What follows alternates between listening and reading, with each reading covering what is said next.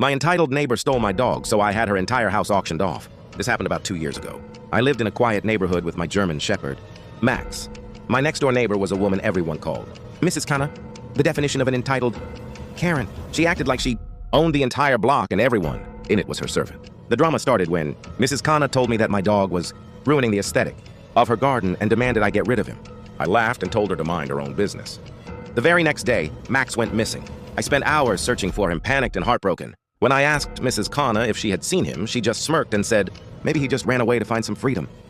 I knew she was lying. That night, I hopped the back fence and checked her property. There he was. Max was locked in a dark, cramped shed behind her house.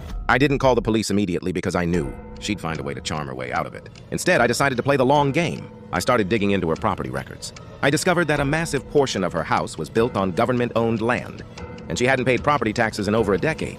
On top of that, I found evidence of an illegal power bypass she was using to steal electricity. I rescued Max quietly that night. But the next morning, I filed anonymous reports with the city council and the utility board. When the demolition crew showed up with a bulldozer a week later, the look on her face was priceless. Half of her house was declared illegal and torn down on the spot.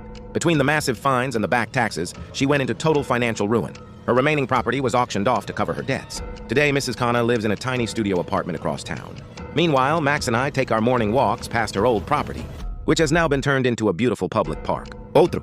So what do you think? Was my revenge too extreme, or did she get exactly what she deserved? Let me know your thoughts in the comments. If you found this story satisfying, hit that like button and subscribe so you never miss a drop. Don't forget to turn on notifications for more wild stories like this one.